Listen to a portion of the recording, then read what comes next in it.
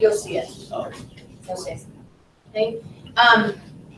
So there's a deadline which is next Friday for taking it. So if you come in for an advisory next week and you're say, all right, I am not ready to take it yet, I want to study a couple more days, by the end of next Friday it needs to be done. Okay? We're having a lot of problems with late stuff right now. And I think because I let you turn things in late, you are. So I'm gonna like remind us of how this is gonna go. Okay. Turning. So say we work on say we're doing STAR life cycles, and I say, okay, it's due on a Tuesday. At the end of class on Tuesday or at the end of day on Tuesday, I want this. Okay. I'm gonna start closing those things 48 hours after they're done. So if it's due on Tuesday, after Thursday, you're not going to be able to turn it in. Because what's happening is it's different. If Thomas is like, hey, my group needs an extra day, we're going to come in for an advisory. You're continuing to work on it outside of class, and then you turn it in. That's one thing. But what I got in the last 2 days is several people coming up to me saying, hey, can you reopen Gravity and Stars because I forgot to do it? That's different. Or if you're working in class and you're just not actually working, saying, I forgot to turn in, I just finally got around to finishing Defending Bruno, can I turn that in? Like somebody did that to me on Friday. So there's a little bit of a difference between I need a little bit more time working on stuff and a month later when somebody says, hey, check your grades, then I'm turning stuff in. Do you see the difference between those two? Okay. And I don't think that that's unfair to do that. It's a lot of extra work when I have to go back and reopen things and explain things. People are getting really mad that I won't sit down and talk about timeline of the universe with them. It was like the beginning of September when we did that. Okay? So if you have a conversation with me and say, hey, I need to turn this in a day late, the answer is yes. From now on, if you don't tell me that by the time you walk out, I'm putting it in as a 0 and it's staying there. There has to just be some sort of communication with me on that. Is that understood? That's a quick 10-second thing, okay? So I'm gonna hand these out. You can talk to other people about them. I'm gonna end up collecting them again, but you can definitely ask each other for help, ask each other for clarification, any of that kind of stuff as I'm handing these out. We are gonna watch the movies then. Yes. Yeah.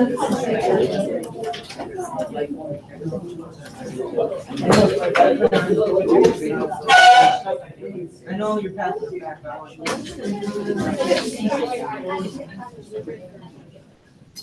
And I didn't read up. Well, I mean,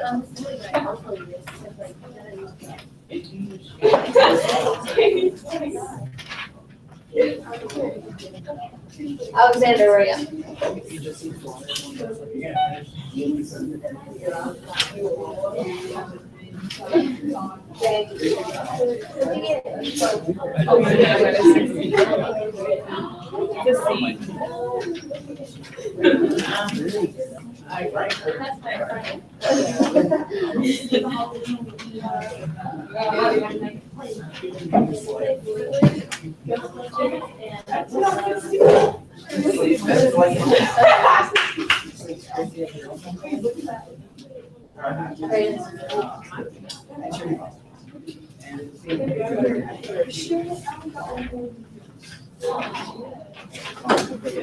Did anybody not get theirs back? I'm literally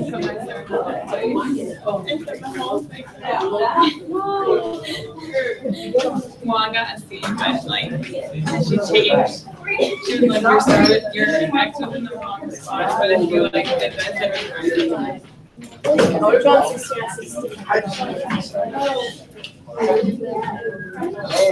Alright, so I'm going to show you a couple examples.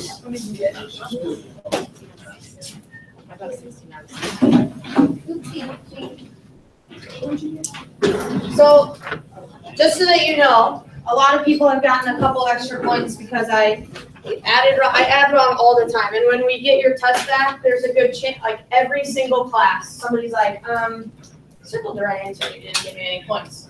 I basically black out for hours at a time when I grade things because I'm just trying to go so fast. So if you double check my stuff and I screwed something up, it happens a lot, okay? But here's how I did this. So according to the temperature and brightness, you should have put an X on there. That got you a point. According to that X, that tells you that it's currently what it's going to become and which stage of its life cycle it's at. Anything that's on the main sequence, that's a newer star, so that should be just starting. Anything that's either a supergiant or a giant, that's nearly done. And a white dwarf would be the end of its life. If it's a big star on the main sequence, are you done?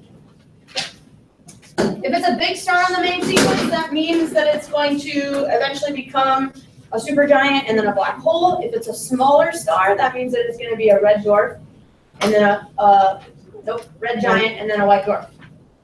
Okay? According to your X and the life cycle stages, you should know how in danger the planet is. Okay? If it's a small main sequence star, if it's a red giant or if it's a white dwarf, you should never deploy the shield because it will never be in danger. White dwarfs do not explode. Okay? If it is a large main sequence star, if it's a supergiant, it's in the future, you should definitely deploy it because those are the bigger stars that supernova and they end up exploding. Okay? You can tell if it's going to be in the future or immediately based on where it is. So if it's in its main sequence and it's going to explode in the future, it has a really long time because it has to go from main sequence to supergiant to supernova. So we still have time. Some people put their X incorrect and ended up missing everything and still got 15 out of 16. Okay? So for some of them, if they had the wrong marking on the HR diagram, they had the wrong life cycle stage, the wrong recommendation, the wrong evidence, the wrong reasoning, but then I gave them points based on how they had their X. Okay? If we look at what the reasoning and the evidence should look like, here's an example. Okay? All right. This is all, I know it all seems so silly, but all of this information just from the front, you can sit right. Thank you. All this information right from the front, you shouldn't have to make anything up. It's all on the front from your medical report, okay? So it's small mass, it's not very bright or hot, it's in the main sequence. It's gonna end up being a white dwarf, there's no split. They're just getting things from the front of their medical report. A lot of people, and I wrote this on a lot of people's, like, your evidence is basically reasoning. You're trying to explain the reason for that. This is just fact, okay? But then in their reasoning, they said, and they have a couple of really good phrases here. Due to the fact. That's a great thing to write in reasoning. Due to the fact that this is very small, I know it's an average star and it's going to take that life cycle. So it's not going to end in a supernova. It's in the main sequence, so it's still a younger star. That's wrong. It should be a red giant and then a white dwarf. That's okay. White dwarfs don't end with explosions. That would destroy the planet. This is really good too. Based on this evidence, I don't think we should deploy the shield. Okay? Is it clear what they think and why in this paragraph? Yeah. Definitely. Don't deploy the shield. Here's why. It's not in danger. Okay? Here's one that is in danger. Right? Star number 10 is a supergiant, and then they wrote up here because of something about brightness and temperature. Okay? Very soon it's going to turn into a black hole, marking the end of its life.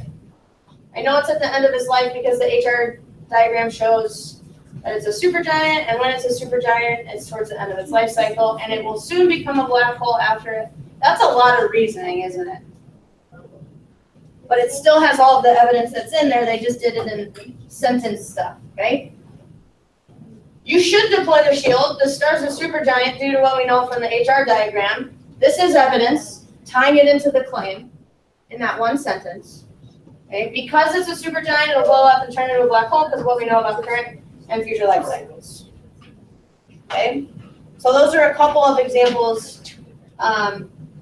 Your class had a lot of really good ones, but when we're looking at evidence, we're just looking at that stuff from the medical report. Okay? What questions do we have in general about this stuff? I think a lot of people feel more confident after we've had that review day and taken the test. They're like, yeah, I think I get it now. But what questions do we have? Do we feel good about finding where it should be on the HR diagram? On what it should be? Yeah, like the star would become where's that? Like how would you? Sure. So this one right here, who had star 15? Anybody have star 15? So 15, I don't know if you guys can see it, the X is right there at the top. Okay? It's really close to the main sequence. If these were colored, what color would this be up at the top of the main sequence? It'd probably be blue. Okay, so from where that is, here's what I would do. I would say, okay, it's near the main sequence right now. Is it a big star or a small star? What are blue stars usually? Really hot, really bright. What size are they usually? They're very big. So that's a massive star. So if I'm thinking about that picture that starts with a nebula and this goes this way and this way, which path is that going to go down? It's going to go down the bottom one, which is the massive star. What do massive stars become? They become supergiants. So I would circle supergiant, and it might become a black hole. For main sequence, anything that's on the main sequence, that's where it spends the beginning of its life. So I would say it's just starting. If you see something that's a giant or a supergiant, then I might circle, like if I circle supergiant, I might say, all right, that's going to become a black hole, and it's nearly done because that's that second stage of its life. If I had something, I sort of tricked a couple people that it started as a white dwarf, and they're like, I don't know what to circle. It's going to stay as a white dwarf, and that's the end of its life cycle. So you're just thinking about the path that it's taking. Okay. Questions? Any other questions on this? That was a good question. So if you say, I need to come in for advisory and go over this first, that's totally fine. We can do that. I know that there's some people coming in before or after school. There's this sign up. Maggie Puccio wrote advisory, but she didn't have a date, so I'm going to paper cut her, probably. All right, so on your way out, you need to specify a date. I'm coming in this date and at this time. That way I can have yours ready to go and we can talk about it. Okay, you can do that on the way out. Just make sure that if you want to do it, you do it before you leave. All right, flip these over, make a pile. I'm going to come grab them. What I want you to do real quick is to have out your hidden figure sheet. I want you to have conversations with the people who are sitting near you. If you're talking right now, when the movie starts, I'm going to tell you where you're going to sit tomorrow. Okay. Okay. Have conversations with the people who are sitting near you to see if they've got stuff written down about certain categories that you might have missed. I think after the movie, I'm going to let you use it to answer the questions you asked. Yep. Well, tomorrow will be a big, like, we'll go through and say, all right, what do you guys have? So you guys talk, and then if there's stuff that you have a really hard time finding, or it is. All